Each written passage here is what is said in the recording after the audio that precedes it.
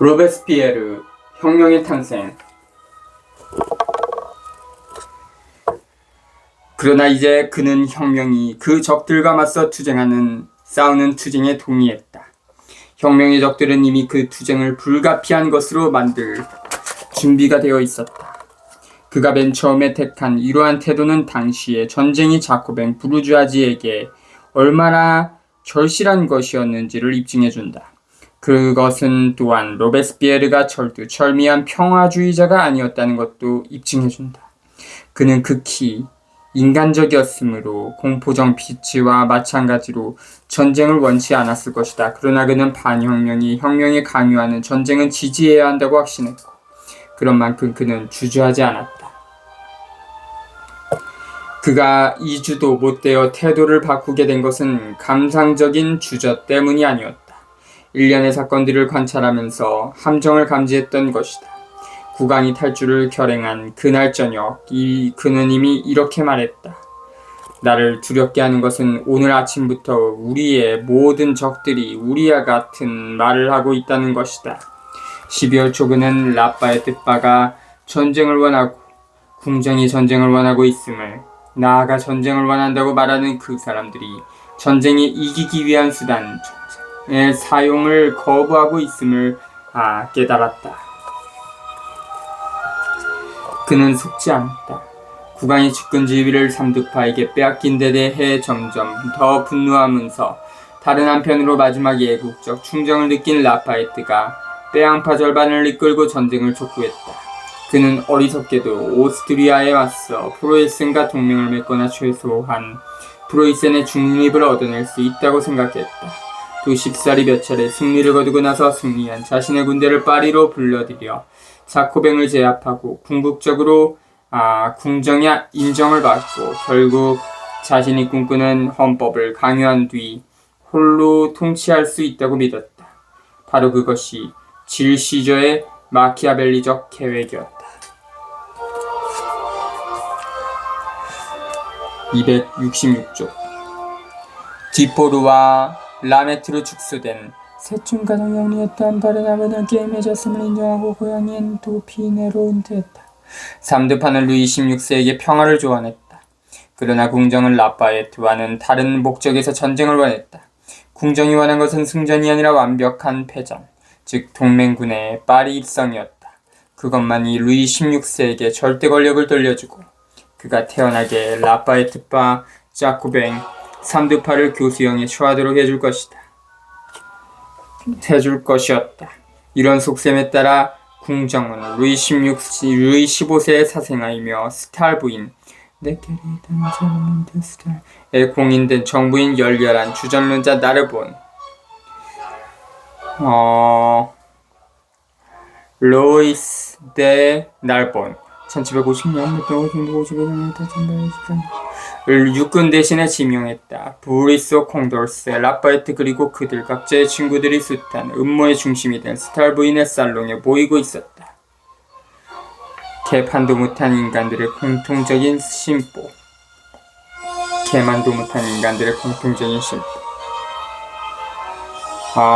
궁정은 전쟁을 부추겼지만 궁정으로서는 신이 내린 패배를 더 확실히 하기 위해 반혁명 세력이 가능한 한 더 강력해질 필요가 있었다. 따라서 루이 16세는 나르본을 육군 대신에 지명하고 입법의회가 요구하는 최후 통첩을 트리어 선제우에게 전달하는 동시에 망명귀족과 선서, 거부파, 성직자를 탄압하는 법령의 거부권을 행사하고자 했다. 왕은 고도의 관계로 파리 도 집행부, 그가 믿는 페앙파 즉 탈레르 때문이에 보메스 등으로 이루어진로 하여금 선서, 거부파 성직자들에 대한 처벌에 반대할 것을 요구하는 청원서를 자신에게 제출하게 했다. 루이 16세는 거부권을 행사하면서 단순히 선량한 민중의 희망에 따르는 것인 양 보이는 효과를 냈다. 쇼를 하는 것은 예나 지금이나 필요했군. 어리석은 사람들을 속이기 위해.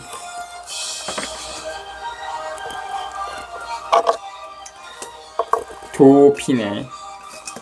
프랑스 남동부의 이젤, 오트잘프, 드롱토, 들을 포함하는 역사적, 문화적 지역.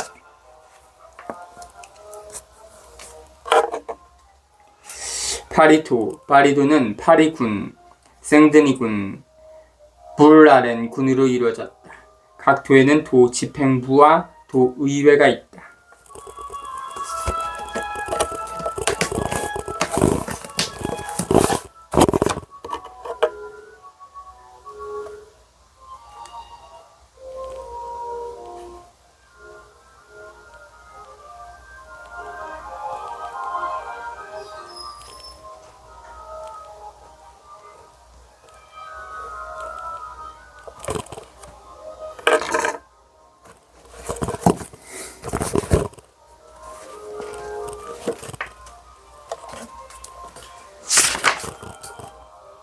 이 충직한 군주는 외국에 파견한 자신의 비밀 대리인에게 이렇게 썼다. 그것은 내전이 아니라 정치적 전쟁이 될 것이다. 그리고 그에 따라 상황은 훨씬 더 좋아질 것이다. 프랑스는 현재 물질적, 정신적 상태로는 반쪽짜리 전쟁, 혁명적 상황 때문에 전쟁이 전적으로 오래 수 없음을 가리키를 이겨낼 수 없다. 그러나 나는 예전이라면 그랬을 것처럼 전적으로 전쟁에 투신하는 척해야 한다. 나의 태도는 불행에 빠진 국민이 나의 품으로 뛰어드는 것 외에는 길이 없다고 생각할 만한 것이어야 한다. 로베스피에르는 이 편지를 알지 못했다. 또한 오늘날에도 여전히 갈피를 잡지 못할 만큼 복잡하게 얽혀있는 이 음모의 실타래를 푸는 것이 그로서는 불가능했다. 그러나 그는 라르본에 공인된 정부인 네케르의 딸의 살롱에서 진행되는 회견들과 마찬가지로 나르본의 육군 대신 지명이 갖는 의미를 완전히 이해할 만큼은 사람들과 상황에 대해 충분한 정보를 가지고 있었다. 그는 파리도 집행부의 청원서가 품고 있는 중요성을 대번에 이해했고 12월 8일과 9일 자코벤 클럽의 이름으로 그것을 격렬히 비난하고 공격하는 신랄한 편지를 작성했다. 마담 드 스탈, 네케르의 딸인 스탈 부인은 아버지의 영향을 받아 입헌군 주제에 기반을 둔 정치적 견해를 갖고 있었다. 그녀는 당대의 지식인들이 모이는 살롱의 여러 유명했는데 주로 브리소, 콩돌스 같은 지롱드파, 인사들이 살롱에 모여들었다. C. 80조.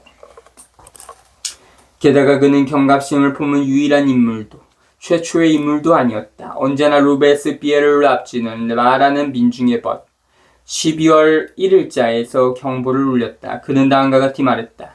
나는 더 일찍 이 문제를 파고들어 덫을 찾아내지 못한 것을 몹시 후회한다. 나는 애국파가 그 덫에 걸려들지 않을까 크게 우려한다. 그리고 나는 궁정에 매수된 광대들에게 밀려 조급해진 의회가 스스로 국민을 파멸로 이끌 준비를 하고 있는 것은 아닌지 두렵다. 12월 3일에 파리의 혁명이 마라의 뒤를 이었다. 12월 5일 통찰력 있는 비오바레는 자코벤 클럽에서 행한 긴 연설에서 앞으로 로베스피에르가 다시 다룰 중요한 두 주제를 거론했다.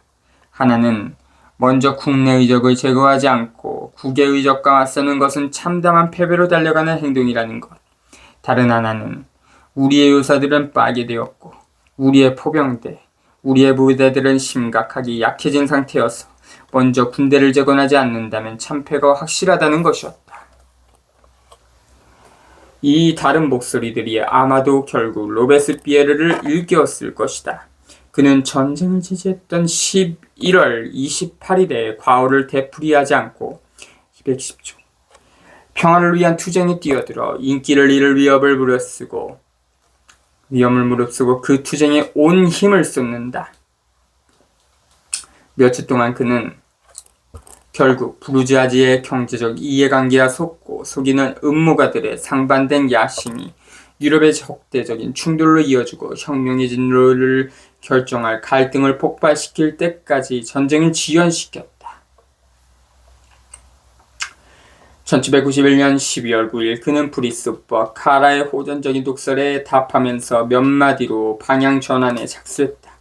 11일에는 간단한 발언을 통해 전쟁에 대해 더 논의할 것을 요구했다. 강요들은 공격해야 한다고 설교하고 많은 수의 훌륭한 애국파가 이 설교를 받아들였습니다. 두 당파가 만장일치로 받아들인 법은 결코 좋은 법이 아닙니다. 12일 그는 전날의 발언에 살을 붙였다. 전쟁은 우리가 처한 상황에서 자유를 위협할 수 있는 가장 큰 재앙입니다. 우리가 취해야 할 유일한 방책은 기다리는 것입니다. 12월 14일 루이 16세는 의회로 와서 의회의 요청대로 트루이어 선제우에게 최후 통첩을 보냈음을 알렸다. 그리고 나르보니 장중한 어조로 로베스피에르와 몇몇 자코뱅들의 반대를 언급하고 의원들에게 그들과 싸울 것을 요구했다. 자코뱅 클럽에서 로베스피에르는 새로운 논쟁을 요청했다.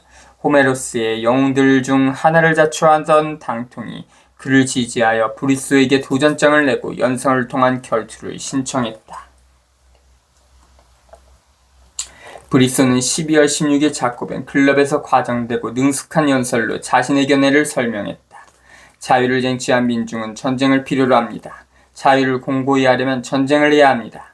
프랑스 내의 반혁명 세력은 오직 코블렌츠의 군대에 의지하고 있기 때문에 국내의 반혁명을 분쇄하려면 코블렌츠로 진군해야 한다고 주장한 뒤 이렇게 덧붙였다. 불씨는 끔찍한 것입니다. 자유로운 체제에서는 장군들이 애국파 병사들로 이루어진 군대를 배신해도 소용이 없습니다. 그리고 그는 결론졌다. 행정부, 국왕과 강요들은 전쟁을 선포할 것입니다. 행정부는 자신의 의무를 이행하는 것입니다. 행정부가 자신의 의무를 수행할 때 여러분은 그것을 지지해야 합니다. 행정부가 여러분을 배신한다 해도 민중이 있으므로 여러분은 두려워할 것이 없습니다. 극에 동요한 클럽은 로베스피에르의 반대에도 불구하고 브리스의 연설을 인쇄하기로 결정했다. 허풍쟁이 당통은 자신의 가장 무기력하고 어눌한 연설들 중 하나로 브리스에게 답할 뿐이었다. 12월 18일 실질적으로 브리스에게 답하는 것은 로베스피에르였다. 6주도 안 되는 기간에 그가 차례로 행한 4차례의 중요한 반전 연설, 더 짧은 여러 발언을 제외하면 12월 18일, 1월 1일, 1월 11일, 1월 25일에서 우리는 어쩔 수 없이 많은 중복을 발견하게 된다. 따라서 읽는 사람에게 가장 편리한 방법은 12월 18일의 연설을 기반으로 삼고 다른 연설들을 이용해 그것을 포함함으로써 로베스피에르의 생각을 단 한 번에 폭넓게 제시하는 것이 될 것이다. 내가 자유롭게 그리고 때로 그의 연설 방식보다 더 논리적인 순서에 따라 그의 주장을 재배치한 것을 용서해주기 바란다. 아래로부터 226쪽의 내용은 로베스피에르의 연설을 저자가 요약하거나 직접 인용하는 부분이다. 무엇보다 먼저 거론할 것이 있다. 누가 전쟁을 원하는가? 브리스는 공론이 만장일치로 전쟁을 요구한다고 주장한다. 그것은 사실이 아니다. 국민은 적들의 노력이 좌절되고 국민의 대표들이 국민의 이익을 보호하기를 원한다. 국민이 보기에 전쟁은 피해가면 좋을 극단적 처방이다.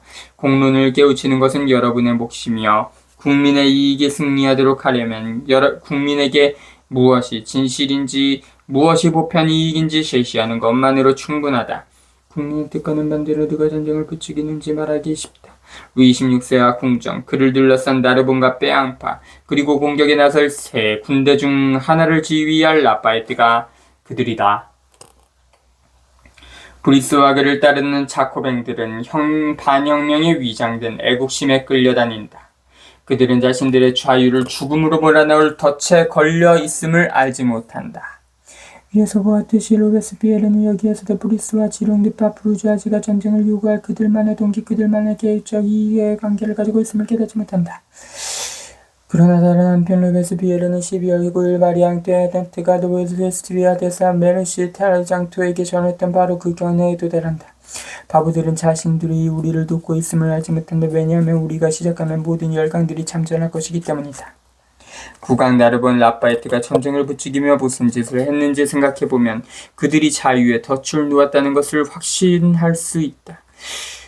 군사적인 차원에서 우리의 군대, 우리의 군수품, 우리의 요새는 완전히 방치돼 있다. 정치적인 차원에서 루이 16세는 귀족들의 망명을 저지하고 선서, 거부파 성직자들의 반역 음모를 중단시킬 법령에 대한 재가를 거부했다.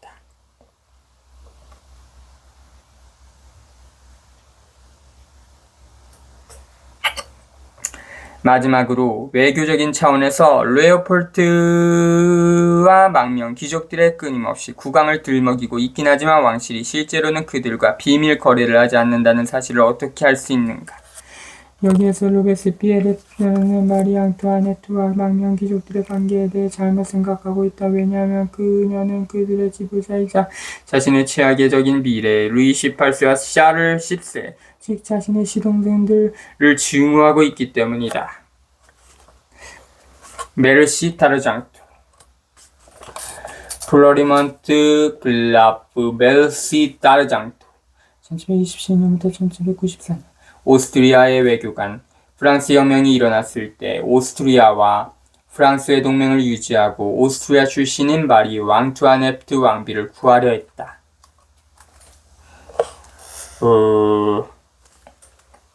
반대로 로베스피에르는 국왕과 관련해서 자기 자신이 얼마나 정확한지를 모르고 있다. 12월 3일 루이 16세는 프로이센 왕에게 편지를 써 이곳에서 반란의무리를 체포하고 더 바람직한 상황을 회복할 수단을 부여하고 우리를 괴롭히는 해악이 유럽의 다른 나라들로 번지는 것을 막기 위해 전 유럽의 군사적 개입에 힘써줄 것을 요청했다. 그리고 12월 14일 루이 16세는 투리어 선제후에게 최후 통첩을 보내는 것과 동시에 215쪽 망명귀족 브루테이 남작을 통해 자신의 처남인 오스트리아 왕자에게 선제후로 하여금 이 최후 통첩을 거부하게 해줄 것을 요청했다. 브루테이 루이 A. 브루테이 1730년부터 1807년 혁명 전부터 국왕의 신임을 얻어 1789년 6월 7일 국왕에게 탄압 조치를 조언한 인물로 바스티유 함락 직후 망명했다.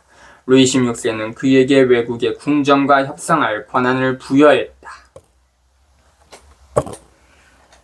따라서 덫은 존재한다. 그렇다면 그 목적은 무엇인가?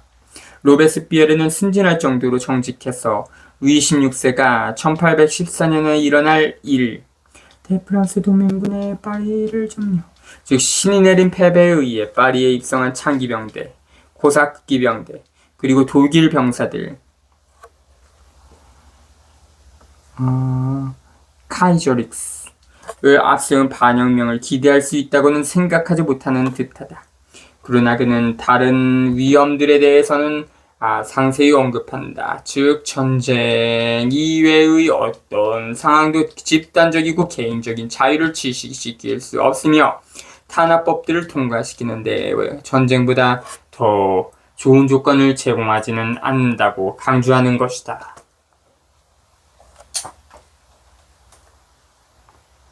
자주